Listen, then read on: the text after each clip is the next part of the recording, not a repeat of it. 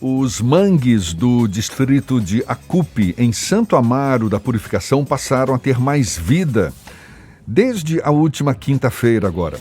A Bahia Pesca, empresa vinculada à Secretaria da Agricultura do Estado, realizou o repovoamento de aproximadamente 1.700.000 larvas de caranguejo nos manguezais da região. É sobre esse e outros assuntos, outras ações do órgão que a gente conversa agora com o presidente da Bahia Pesca, Marcelo Oliveira, nosso convidado aqui no Issa Bahia. Seja bem-vindo. Tudo bom, Marcelo? Bom dia. Bom dia, Jefferson. Bom dia, Fernando. Bom dia, ouvintes da Isso é Bahia, da Tarde FM. É um prazer estar aqui compartilhando informações com vocês. Sobre esse repovoamento dos manguezais com filhotes de caranguejo, teve essa experiência nos manguezais de Santo Amaro da Purificação. É uma ação que tem continuidade, Marcelo? Deve beneficiar outros manguezais? Sim, Jefferson. Na verdade, nós realizamos essas ações há muitos anos. Agora nós soltamos, nesses últimos 15 dias, 3.200.000 alevinos, 3.200.000 megalopas, que são as larvas do caranguejo, para repovoar os manguezais da região ali do Acupe. Mas nossa meta, nós já alcançamos números maiores antes da pandemia, mas nossa meta é alcançarmos 20 milhões de megalopas em todo o estado da Bahia, em diversos manguezais. Como a coleta das fêmeas tem que ser no manguezal específico, então nós temos que coletar a espécie do manguezal, fazer a reprodução e depois soltar no mesmo manguezal, envolvendo alguma logística que dá mais dificuldade, já que nosso laboratório fica em Acupe. Porém, com o abrandamento da pandemia, nós voltaremos a fazer isso por todo o nosso vasto litoral. Onde tiver um manguezal, a Bahia Pesca irá fazer a coleta e o repovoamento dos megalopas dos caranguejos. Pois é, são megalopas cultivadas no próprio laboratório da Bahia Pesca, que fica lá em Santo Amaro, onde também são realizadas pesquisas, não é? Atividades de pesquisa da empresa. O que, por exemplo, Marcelo, quais são os focos que vocês têm tido nesse momento, além, por exemplo, desse esforço de repovoar manguezais?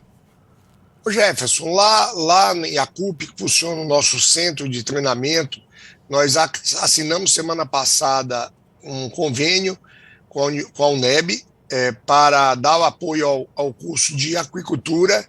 E agora estamos em vias de assinar também, já está tudo pronto, só falta acertar a data com a UFRB, lá em Valença, que também tem um curso de aquicultura, e o nosso CVTT, o nosso centro de treinamento, servirá de apoio para atividades práticas, de modo a qualificar e capacitar o nosso futuro, os biólogos, os engenheiros de pesca, os veterinários também que queiram atuar nesse segmento, para que nós possamos difundir tecnologia e propiciar que tenhamos profissionais qualificados em todo o estado da Bahia. Marcelo, a pesca, o extrativismo que envolve a produção de caranguejo aqui no estado, ele tem sofrido já há alguns anos. Os restaurantes aqui de Salvador, por exemplo, eles acabam importando esses animais de outros estados, chegam até vir caranguejos do Maranhão e do Pará. Esse esforço da Bahia Pesca é para tentar também retomar essa parcela da economia que foi atingida com essa exploração até pouco desenfreada por parte dos pescadores, dos marisqueiros desse animal? Olha, Fernando, é muito adequada a sua pergunta.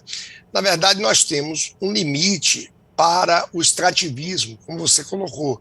É por isso até que, com pequenas oscilações, a nossa pesca artesanal ela não pode ter um crescimento exponencial. Primeiro, pelo quantitativo de pessoas envolvidas, segundo, pela capacidade da natureza de nos suprir com os animais, né? Então, nós temos um limite. É por isso que nós temos também estimulado e apoiado muito a piscicultura, a aquicultura, porque aí você aumenta exponencialmente a produção, que tem crescido em torno de 6% na Bahia. Essa questão do caranguejo, nós temos uma característica que nem o Maranhão e, sobretudo, o Pará não tem. Nós temos um turismo muito forte. Então, você ter os manguezais onde é feita a extração, e manguezais que já vêm sofrendo, eventualmente, com a poluição, com a devastação. Se você percorrer as principais cidades onde você tem manguezais, você vai ver que a ocupação imobiliária já tem destruído boa parte.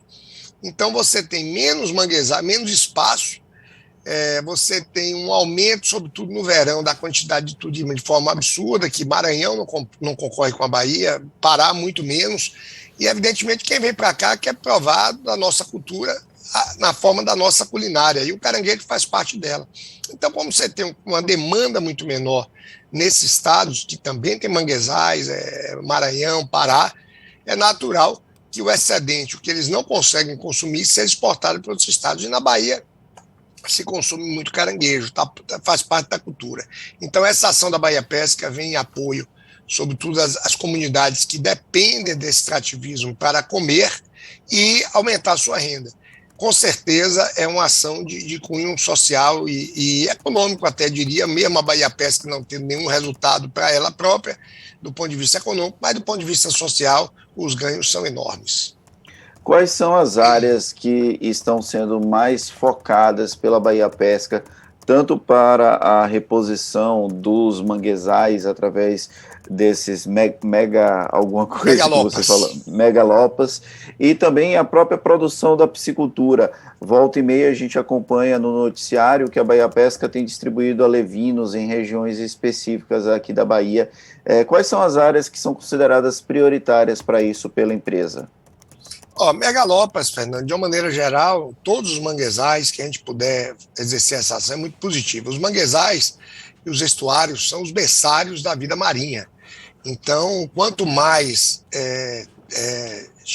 parecido com o seu estado in natura, melhor para a vida marinha de uma maneira geral. Ela não se limita àquele espaço geográfico, ela tem influência em toda a vida marinha. Entretanto, na questão da piscicultura, o vasto estado da Bahia, do tamanho da França, nós temos capacidade de desenvolver a piscicultura em praticamente todo o estado da Bahia, todo ele, incluindo o sertão, onde tem algumas lâminas d'água relevantes, no qual a atividade já está sendo exercida, como, por exemplo, temos um projeto em Itaité, uma articulação institucional com a SEB e a Desembahia, que propiciará, já temos 20 famílias trabalhando e serão 100 quando o projeto estiver concluído, com a assistência técnica da Bahia Pesca, os alevinos e com financiamento da Desembahia para os piscicultores, que tem mostrado uma evolução na atividade. Então, isso replicado nas diversas lâminas d'água, nós temos barragens aí administradas pela SEB, pela Embasa, e se nós pudermos colocar projetos de piscicultura em todas elas, assim o faremos. Há uma dificuldade nesse sentido de expansão das lâminas d'água para a produção da piscicultura aqui no estado, ou aos poucos isso já começa a ser solucionado, já começa a deixar de ter barreiras para a produção econômica, porque isso vai ter um impacto social muito grande naquele entorno? Como é que está essa situação, Marcelo? Fernando, eu acho que o grande dificultador é a capacidade dos órgãos, que têm limitações de pessoal, evidentemente, de prestar assistência técnica. Tanto o INEMA, de fazer a fiscalização, quanto a Bahia Pesca, de dar assistência técnica, porque essas comunidades, quando é a agricultura familiar, necessitam mais. Porém, nós temos avançado, para você ter ideia, temos distribuído uma média de 7 milhões de alevinos por ano, praticamente 100% para a agricultura familiar, para o pequeno produtor. Entretanto, nós temos verificado um interesse maior e um aumento de investimento da atividade por parte da iniciativa privada. Só na semana passada eu estive 2 vezes em reunião com o Dr. Paulo Guimarães, que era superintendente, está agora como secretário da SDE, para levar indústrias interessadas em investir na Bahia, fortalecendo a cadeia produtiva. Tem uma indústria mesmo que quer se instalar na Bahia, vindo da Galícia, para fazer a produção de enlatados aqui, do que ela produz mais, que, notadamente salmão atum e sardinha, e temos uma indústria proveniente dos cassinicultores de canavieira que agora estão entrando na piscicultura com um projeto muito grande que vai atender toda a cadeia, desde a produção de ração até o beneficiamento do pescado e a entrega ao consumidor. Então, nós vemos que a piscicultura, na minha opinião, a despeito do fato de ter crescido 6%, com esses investimentos na cadeia produtiva, ela crescerá na Bahia ainda muito mais. E uma coisa interessante, Fernando, a tilápia corresponde hoje por 57% do mercado de peixe da piscicultura, para você ver a aderência e a aceitação. E a previsão é de que esse percentual aumente muito mais, porque a facilidade e a utilização de 100% da tilápia, a gente acredita que em alguns anos ela chegará aí a 70% da produção de piscicultura. É a principal espécie explorada aqui na Bahia ou tem outras espécies que também merecem destaque? Nós além da tilápia, também nós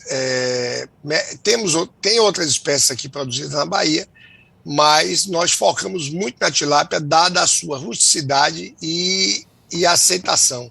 Inclusive, agora acabamos de investir na aquisição de novas matrizes na Universidade do Paraná, e essas matrizes trarão, Fernando, um ganho genético de 30%, ou seja, com a mesma quantidade de ração, nós vamos ter uma produção de carne até 30% maior. Imagine o benefício econômico para o produtor baiano com esses 7 milhões de alevinos que são distribuídos anualmente. A gente está conversando aqui com o Marcelo Oliveira, que é presidente da Bahia Pesca. Há pouco você estava falando dessas ações voltadas mais para o interior do estado, de estímulo à piscicultura, fazendas de peixes também em regiões como do semiárido. E ao longo do litoral, Marcelo, a gente tem um dos litorais mais extensos do Brasil e a impressão que dá é de que a Bahia ainda não é autossuficiente em relação ao pescado. Não raro a gente ouve pescadores reclamando de uma política pública voltada para o desenvolvimento do setor. Estou me referindo especificamente ao litoral baiano, esse litoral tão extenso e que ainda precisa ser melhor explorado. Qual é a avaliação que você faz? Jefferson, como eu coloquei, o nosso litoral, aliás, nossa produção natural, ela tem uma limitação própria da natureza, né? Mas essa percepção, ela não condiz com a realidade. A Bahia consome 136 mil toneladas de peixe por ano. Ela importa 8 e exporta 4 mil toneladas. Ou seja, o nosso déficit é somente de 4 mil toneladas. É um déficit que provavelmente será zerado em breve. Agora, nós não deixaremos nunca de importar, primeiro por aquilo que a gente conversou aí com o Fernando. Por exemplo, nós continuaremos importando muito provavelmente camarões, por mais que aumentemos a produção, pelo fato da demanda aqui ser muito grande. Da mesma forma, existem espécies, como algumas amazônicas, filhote, por exemplo, nós não encontramos aqui. Pirarucu também não é fácil encontrar aqui, é típico da região amazônica. Então, nós continuaremos, para ter algum consumo dessas espécies, importando essas espécies. Por outro lado, nós temos empresas que exportam para diversos países diretamente, como, por exemplo, a Fide Seafood, lá de Alcobaça, exporta para 8 países. Agora nós tivemos, no final do ano passado, a instalação em Ilhéus da Forever Ocean, uma empresa que irá fazer piscicultura na plataforma marinha de Ilhéus, do peixe olho de boi, que irá aumentar exponencialmente a produção. Só a Forever Ocean já vai garantir o superávit na comercialização de pescado por parte da Bahia. Então, esses investimentos estrangeiros e nacionais, e até locais mesmo, produtores locais, como eu falei de canavieira, com certeza irão garantir um superávit bem significativo para a Bahia nos próximos anos. Para a gente encerrar, Marcelo, sobre incentivos aos pescadores baianos durante a pandemia, quais as informações que você tem? Eles estão todos cadastrados? Têm recebido algum benefício? Como é que está a situação sobre esse ponto hoje? Jefferson, o grande cadastro e o que tem mais relevância para os pescadores é o cadastro, a Carteira Geral de Pesca, que é responsabilidade do Ministério da Agricultura com o INSS. E ele estava há alguns anos sem ser atualizado, agora retornou no final do ano passado, em outubro. Foi muito positivo isso, porque era uma necessidade. Haviam pescadores que não conseguiam se cadastrar, não conseguiam ter a carteira com os benefícios que ela traz, como seguro-defeso e até ações de natureza social, e agora isso está sendo feito. Também haviam pessoas que não mais eram pescadores e que não faziam mais direito a ter o seguro-defeso. Inclusive, nós vimos aí uma ação da Polícia Federal recentemente para combater as fraudes na emissão das carteiras, ou melhor, desculpe, do seguro-defeso, e eu julgo como muito positivo essas ações que inibem esse tipo de prática criminosa, que é a carteira falsificada do seguro-defeso, também a pesca com bomba. Na verdade, nós não estamos falando de pescadores, estamos falando de criminosos. Os pescadores só querem ter uma interação positiva com o mar, com os rios, e tirar deles seu sustento. Agora, uma coisa que o governo do Estado atuou muito fortemente foi na questão da logística da distribuição de cestas básicas no nosso Estado.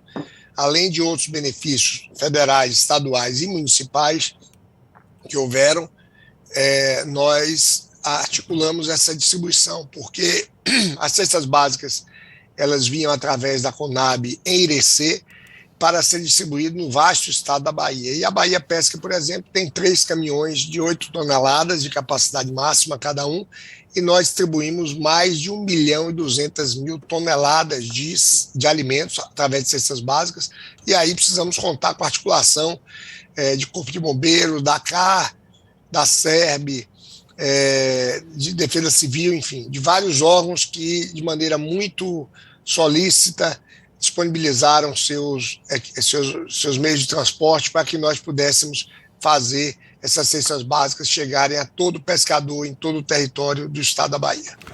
Marcelo Oliveira, presidente da Bahia Pesca, muito obrigado pela sua disponibilidade, pela atenção dada aos nossos ouvintes. Bom dia e até uma próxima, Marcelo. Bom dia, Jefferson, Fernando, agradeço a oportunidade desse importante veículo aí que diverte e leva conhecimento aí a milhares e milhares de baianos aí por todo o estado da Bahia. Muito obrigado, um excelente dia, excelente semana para todos nós. Abraço para você e olhe, mais uma conversa que vai estar disponível logo mais na íntegra nos nossos canais no YouTube, Spotify, iTunes, Deezer e Instagram. Agora 7h45 na tarde FM.